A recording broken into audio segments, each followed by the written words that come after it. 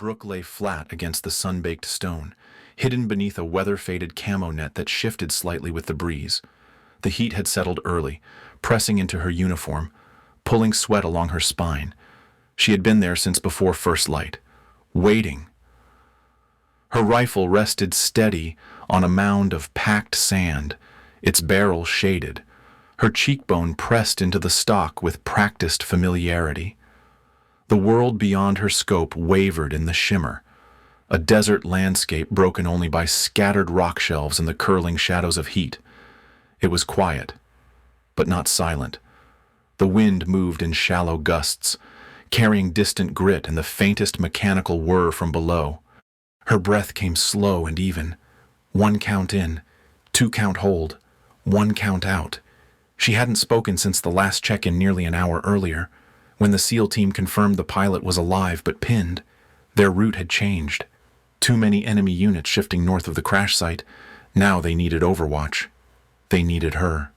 She adjusted the magnification and rolled the edge of her gloved finger along the dial, refining the view.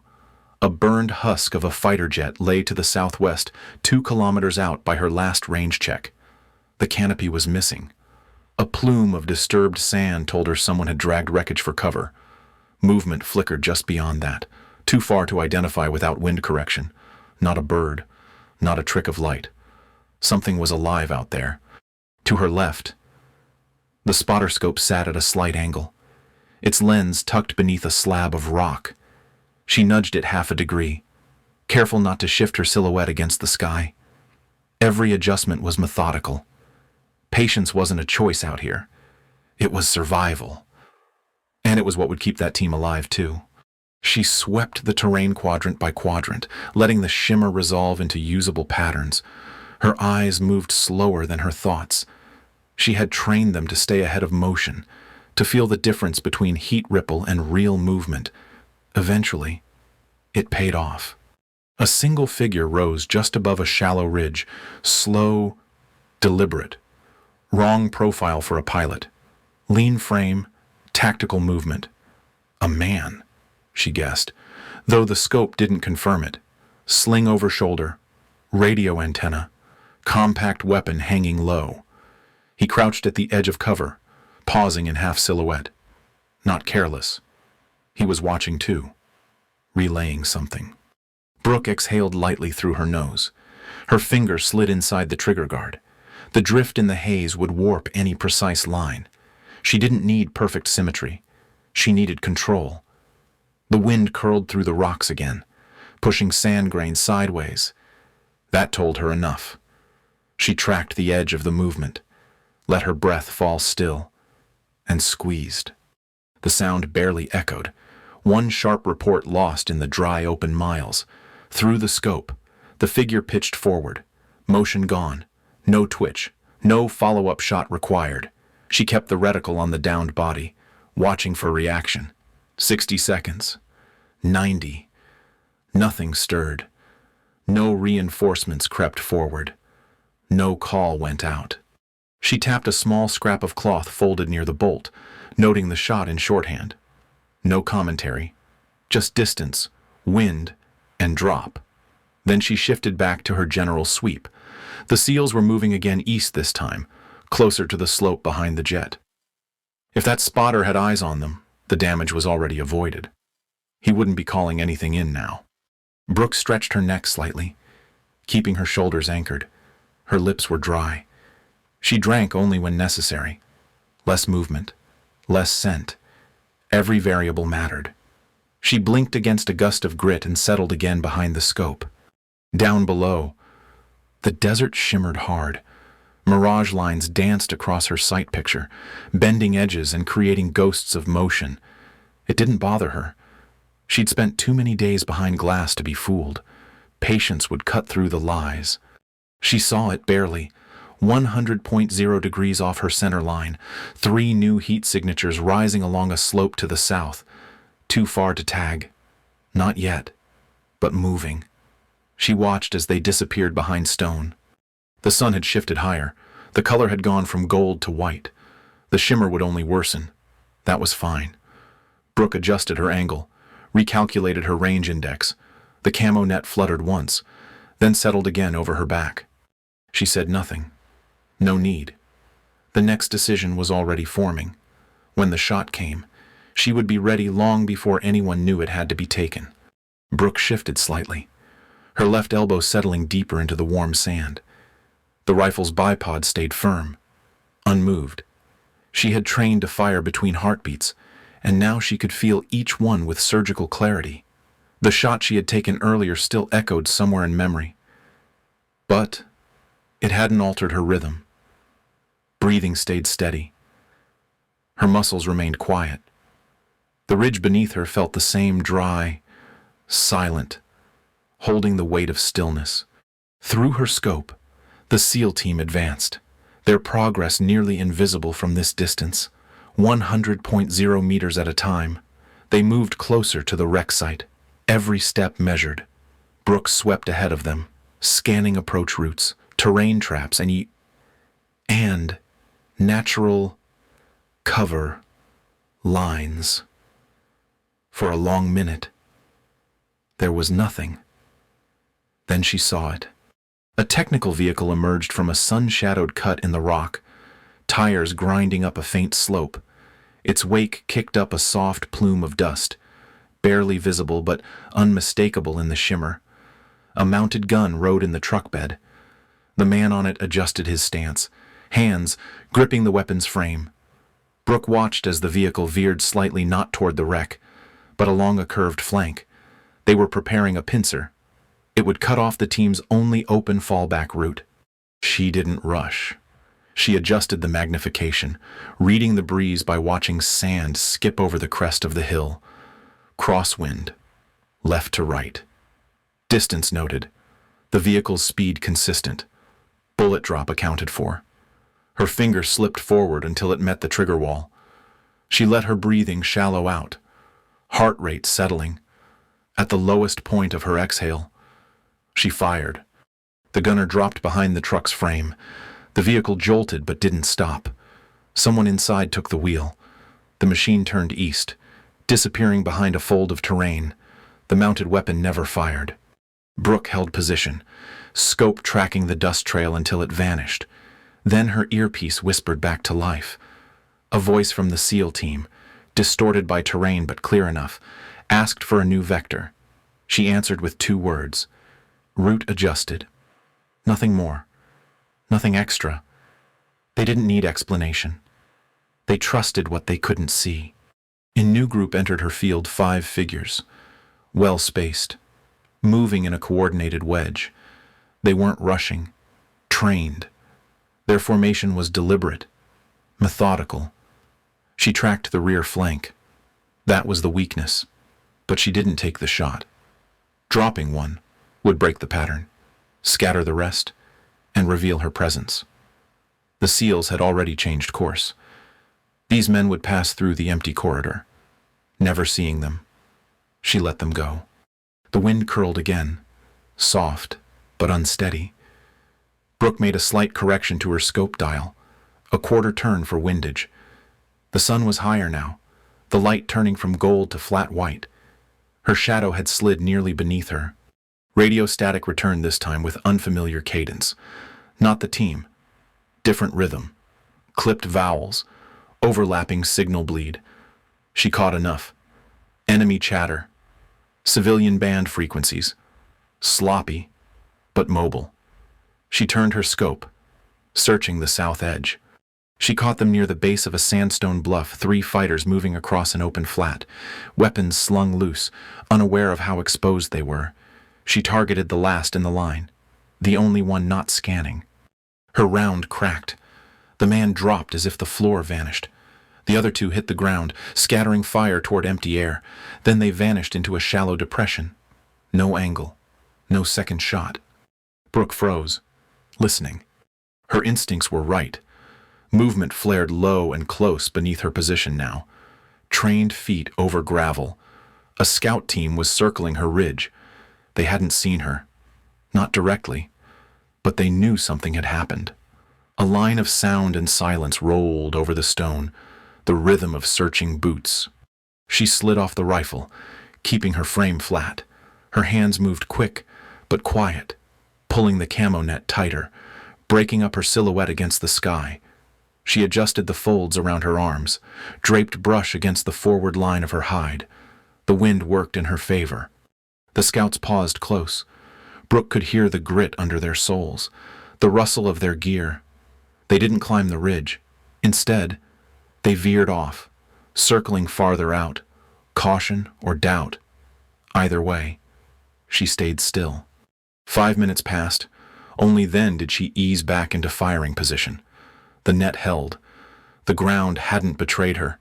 She slid the rifle forward again, checked her zero, and resumed scanning. Her lens caught the SEALs just as they reached a natural berm northeast of the wreck. They huddled briefly behind the rock. The pilot was with them upright, conscious, but injured. One arm hung close to his ribs, probably broken. His head was bare. Dirt streaked his uniform, but he was moving. Brooke exhaled, not out of relief, but as a check. Her body remained calm. Her eyes went back to the terrain. She dialed her scope wider. Mirage layers thickened. Crosswinds danced again across the field.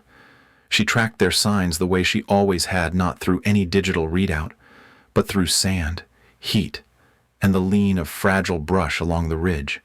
Every element in her world moved with consequence, and so did she.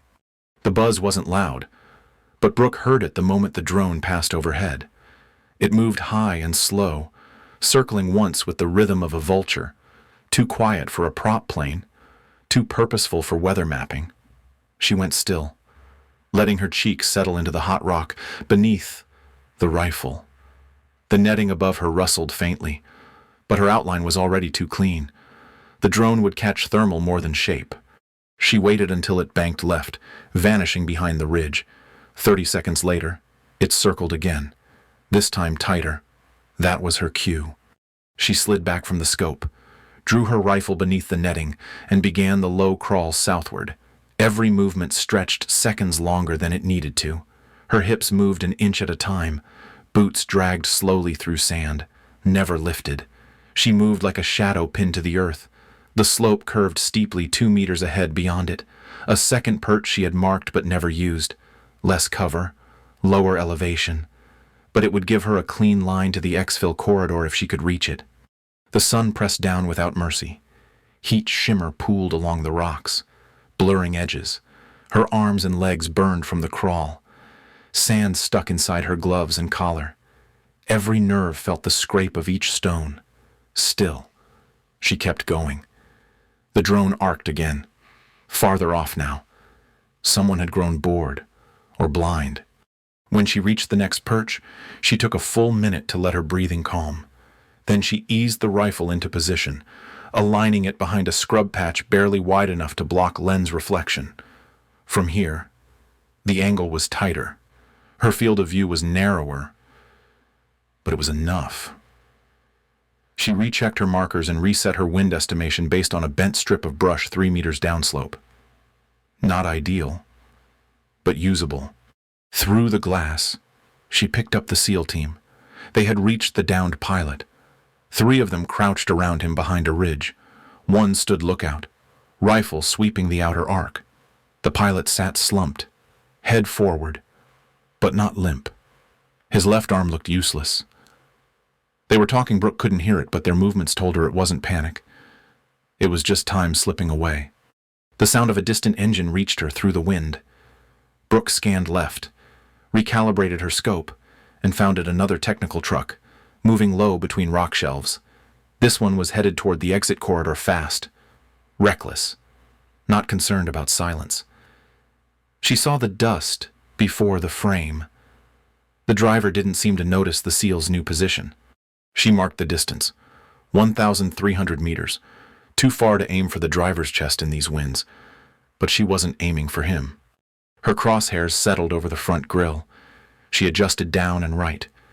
The radiator housing was her target, thin metal, easy to penetrate, and likely to rupture something that mattered. Her breath evened out, eyes tracking the vehicle's arc. The shot broke clean. A second later, the truck lurched sideways. Steam rose from beneath the hood. The driver braked instinctively, tires skidding. The engine sputtered, choked, and died. The vehicle drifted into a low ditch and stopped. No one emerged. Brooke stayed still, watching for return fire, for movement, for signals. None came. Either the driver was stunned or had already fled. The SEALs took advantage of the pause, dragging the pilot lower behind cover. Smoke drifted from the engine block, gray and listless. It rose against the cliff behind it, creating a thick visual layer between the two ridgelines. Brooke leaned back an inch. That was her chance. She used the smoke to reposition herself by half a body length, angling toward the southeast quadrant she hadn't been able to reach before. The glass swept across the far ridgeline. Heat shimmer danced more violently here. For a second, she saw nothing. Then her eyes caught the unnatural symmetry of shapes placed with purpose. Not rock, not shadow. Tripods. Brooke steadied her breathing, blinked once, and adjusted zoom. There they were, 3 figures moving slow, precise. 2 knelt, 1 upright, a mortar team, assembling gear just behind the slope line. They weren't firing yet, but they would. The angle gave her only partial view. The mortar tube hadn't been positioned fully upright. The base plate was still being leveled. It was the kind of movement most wouldn't notice unless they had been trained to see threats before they formed. She counted the distance, 1,800 meters. She made no sound, no signal. This wasn't the moment to engage. Not yet. She let the scope linger, let the haze build across the lens until the ridge shimmered into abstraction again. Then she marked the angle in her head, memorizing the line between her scrub and their steel. Her calves ached from the crawl. Her uniform clung to her skin. Sand coated her face near the edge of her cheek plate. She adjusted one dial by instinct and waited. Wind shifted again. The smoke from the truck's engine blurred the corridor. She had bought the SEALs time. But someone on that far ridge was about to take it back. Brooke adjusted her angle, letting her elbows settle deeper into the sand. The distant ridge shimmered under the glare, turning the shapes into unstable ghosts. She ignored it. Her memory filled in the details. 3 figures, 1 upright, 2 kneeling. The mortar tube had shifted slightly, now steadier on the base plate. It wasn't aimed yet, but they were close. Too close. The distance was unforgiving. 1,800 meters, sloping upward, crosswind rising. She dialed the scope higher, adjusted for elevation, recalculated drop. She ran the numbers by instinct now, not through a device. Her body remembered the math, the slope of the terrain, the shimmer, the height of the target, all factored into the feel behind the trigger. She leaned forward half an inch, tightening the pocket between her shoulder and the stock. The desert around her stayed still, but the air inside the scope writhed like a mirage. She blinked slow, 1 time, then again. She found the team leader, upright. He wore a tan scarf over his head, face mostly in shadow. He had the binoculars. He was watching for the opening moment. Brooke exhaled, then paused at the end of the breath. Her finger took the weight of the trigger. Not pressure, just balance. Her pulse slowed again. The rifle kicked once. The shot broke low and clean. She saw the impact through the glass. The man dropped mid-step, one leg buckling first. His hands flailed for an instant, then he crumpled next to the tube. The loader shouted something Brooke couldn't hear. His hands scrambled for the shell, still in its crate. She had already adjusted. Wind had shifted again only slightly, but enough to change everything at that distance. She rolled her grip, corrected for leftward drift, and waited for the loader to rise full into the sight line. When he did, she fired. The second round took half a second longer to reach. It struck the edge of the crate. The shell jolted, tumbled, and rolled out of his hand. The man fell backward, arms wide. His partner dropped prone, crawling in the opposite direction. Brooke didn't chase. 2 clean eliminations. The third was irrelevant now. The mortar was no longer a threat. She stayed still just long enough to feel the change in the air. There was no way they hadn't heard it. The range was long, but the sound would travel. The crack of 2 shots in a span of seconds was more than coincidence. It was triangulation waiting to happen. She rolled out of position fast, using her shoulder to knock her scope out of its cradle. The lens snapped off its bracket. A small crack spread across the corner, harmless but enough to kill reflection. She pulled the camo net down halfway and stuffed it under the edge of the rock, breaking up any shine. There was no time to stow gear. She moved downslope, crawling sideways into the partial scrub, dragging her spotter scope with her. Her knees and elbows slid across gravel and dry roots. Sand worked into her collar again. She didn't care. She stopped 20 meters lower, crouching under the bent shadow of a stunted bush, her rifle tucked into her lap. The barrel was still warm. Through the spotter scope, she found the SEAL team again. They had moved. The pilot was now walking with help, one man on each side. They were aiming for the eastern ridge. Smart. It meant they had seen the shift in threat, even if they hadn't known the reason. Brooke brought her radio mic close and keyed the transmission. New path. Only way now. Her voice didn't shake. She offered no context. If they understood the terrain, they'd figure it out. The message wasn't a suggestion. It was fact. Her hand stayed near the mic for a second longer, just in case. But no response came. That was fine. Silence meant they were still moving. She wiped her thumb along her rifle's receiver, brushing away a smear of grit. The motion was unconscious. Something passed down from hundreds of hours on ranges and rooftops. It had nothing to do with nerves. It was habit, reassurance through motion. The smoke from the truck she had disabled still drifted through the canyon below. It mingled now with the rising heat and blurred the escape route. That would work in their favor, so long as the wind didn't shift. She turned her lens one last time toward the mortar site. The loader's body was slumped against a rock. The crate was overturned. The tube had fallen sideways. In the bigger scope of the fight, no one would remember that ridge. No one would record the distance, or the seconds it had taken her to make the decision. The mortar team never fired a round. Their names wouldn't make a report. But the pilot was still alive. Brooke lowered the scope.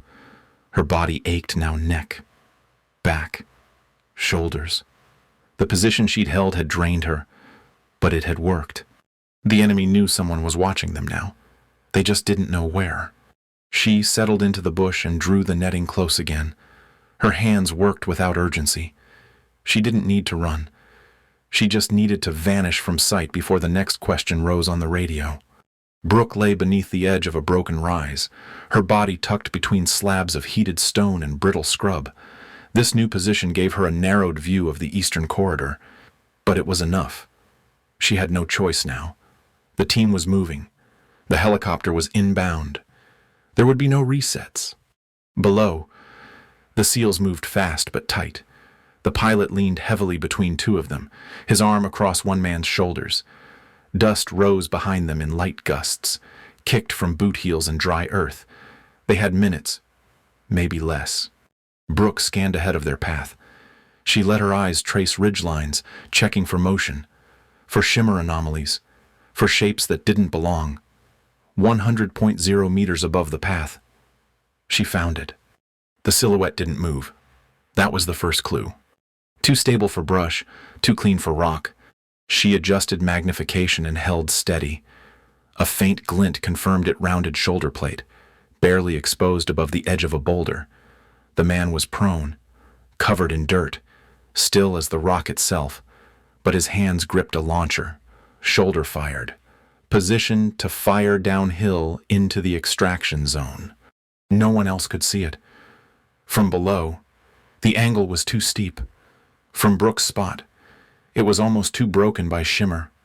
Almost. She blinked once. Slow. Time began to thin. Wind bent the brush ahead of her in a leftward ripple. Not strong, but changing. The shimmer built again, rising off the rock like steam. It distorted everything at the edge of her focus. If she waited too long, the shimmer would erase the angle completely. If she rushed, she would miss. She let her body anchor itself to the earth. Breathing went shallow. One breath in, 2 beats held, 1 out. Her last round was chambered. She hadn't reloaded after the mortar shot. It wasn't oversight. It was calculation. She adjusted one dial on the scope, another for drop. The launcher's barrel was partially visible now. No arm movement yet. The shooter was waiting, maybe for the sound of rotors, maybe for line of sight on the exact extraction point. It didn't matter. Brooke ran the firing solution in her head. Distance, wind drift, mirage offset. The margin was slim. A quarter-degree error would send the round into stone. There would be no second shot. She let the breath fall still. Her finger pressed clean against the trigger. She fired. The report cracked sharply, even from this low position. She felt it in her rib cage. The round crossed the distance under pressure and vanished through shimmer. For a split second, there was nothing. Then the man jerked sideways. His shoulder twisted back. The launcher fell, striking stone and tumbling end over end down the slope. It never fired. Brooke didn't flinch. She stayed on the scope long enough to watch the figure go limp. No backup team emerged. No signal fired. Just silence. She pulled back slowly, rolled onto her side. The bolt remained open, empty chamber glinting briefly before she covered it with her palm. One round, one target, nothing more. The wind had changed again. The shimmer thickened across the lowlands. Below, the SEALs had cleared the final stretch. Dust curled behind them as they reached the flat stretch marked for pickup. The helo came in low from the west, skimming the horizon like a hawk pulled in by instinct. Its downdraft scattered grit and broken weeds across the slope. The team waved it in, crouched against the burst of air. Brooke didn't move. She watched from above, still in shadow. The aircraft didn't linger. 30 seconds, maybe less. Then it rose in a rush, banking hard with the ridgeline. Inside, 6 figures and 1 pilot vanished behind the curtain of dust and heat. The extraction was over. Brooke stayed motionless. Her heart was calm. No celebration. No relief. Just clarity. She glanced once more at the ridge where the launcher had fallen. The body hadn't moved. No follow-up threat. No additional fire. No enemy signal. She had been just early enough to make the difference. She reached into her pack and pulled a strip of cloth stained, marked with shorthand notations, 1 for each shot. She added a new mark. No number, no name, just a clean slash in the corner. Her rifle lay beside her now, its barrel dusty. The sling twisted once around her boot. She left it there for the moment and reached for her canteen. Warm water, metallic taste, but it steadied her tongue. In the silence that followed, Brooke watched the sky for a few more seconds. Nothing behind the helo. No pursuit. She looked back to the broken rock ahead. Her scope lens still held the heat of the last shot. Down below, no one would mention the ridge. No one would know where the round came from. But they would remember that nothing had fired on their pickup, that the pilot made it to the bird without a shot coming from above. She set her rifle across her lap, one hand on the sling, the other adjusting the strap. It was time to move again. The final threat was gone, but the desert was never empty. The helicopter lifted clean off the desert floor, its rotors carving wide rings of dust and static into the morning sky. From Brooke's vantage, it looked like a grainy silhouette behind a veil. No call signs, no light flares, just a shape fading west, leaving the canyon behind. She didn't shift to follow it. She just watched the air change. Her radio hissed once, a flicker of feedback, then silence. She reached to the receiver and powered it down. The signal died quietly. Mission complete. No check-in required. No confirmation expected. The rifle lay beside her, half draped in netting. She ran a cloth over the bolt assembly, cleaning the dust from the chamber and sealing the scope caps. There was no rush. Every movement stayed methodical. She removed the sling from her boot, wiped down the exposed barrel, then slid it all into the soft wrap inside her case. The action was muscle memory. Field clean, fold, stow. No noise, no glare. Her camo net came down in slow folds. She shook it once, scattering small bits of gravel, then rolled it tight and clipped it to her pack. The glass she used for ranging went into its pouch, cracked lens and all. She would report the damage. Or she wouldn't. It made no difference here. She took her time checking the ground. No brass left behind. No drag marks. She used her boot heel to disturb any remaining outlines, elbow imprints, scope grooves in the sand, the subtle channel her body had carved during the last overwatch cycle. When she was done, the surface looked like any other part of the ridge. Unremarkable. Windswept. Forgotten. The heat had risen with the light. The sun was now full overhead, its rays hard enough to bleach color out of the stone. Brooke pulled her hood forward, adjusted the pack against her spine, and stood. Her knees were stiff, her calves burned, her lips were dry and split, but her gait remained even. She took a slow sip from the canteen. The water was almost gone. She swished it once, swallowed, and tucked it back into the side pocket. No waste. Then she walked, not toward the crash site, not toward the extraction zone, just west, toward a ridgeline she had memorized earlier that morning, one with no patrols, no eyes, and no relevance to the day's report. Her bootfalls left prints, but not for long. The wind began pulling them away even before she cleared the slope. Each step felt deliberate, but not heavy. No one would follow them. No one would need to. There was no after-action review waiting, no photo board, no medal. The operation would be listed as clean, enemy contact, pilot recovered, successful extraction, air support noted, sniper presence not required to be mentioned. That was fine. That was the point. Brooke crossed into open terrain as the shimmer rose around her again. It distorted her frame, bending the line of her shoulders, making her blend against the heat. Her rifle case hung off one shoulder, strap pressed into the curve of her back. From a distance, she might have been another wave in the haze, a heat line with no source. The mission was done. She disappeared into the mirage without a sound. She was never meant to be seen. That was the point. From her perch high above the fight, Brooke changed everything without saying a word. Every breath, every choice, every shot was measured not for recognition, but for results. Her mission was not glory. It was survival. It was trust. It was knowing that silence could carry more strength than any roar. This story reminds us that some of the most powerful acts are the ones no one notices, that true worth doesn't need an audience, and that in the chaos of the world, there is courage in staying steady, even when no one is watching. If Brooke's quiet strength resonated with you, take a moment to reflect. What would it mean to move with that same purpose? Feel free to share your thoughts in the comments and follow for more stories that honor those who hold the line in silence.